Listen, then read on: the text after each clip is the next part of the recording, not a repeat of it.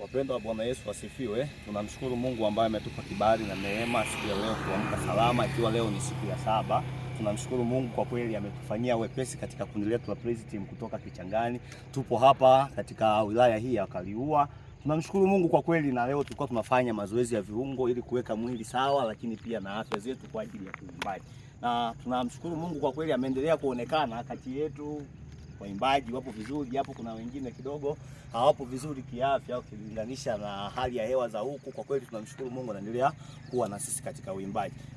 Nikukaribishe tu kwamba huku tupo vizuri kwa kweli. Huduma ni nzuri, lakini uimbaji ni mzuri. Lakini hata semina pia ni nzuri kwa sababu imetufundisha, imetuelekeza ni kitu gani ambacho tunatakiwa tukifanye katika huduma hii ambayo tunaifanya. Kikubwa tu muendelee kutuombea. Hivi kesho tukimaliza siku ya 8 tutarejea mkoani Katavi. Kwa hiyo tunahitaji maombi yenu, tunahitaji support yenu katika kumuomba Mungu ili tufike salama.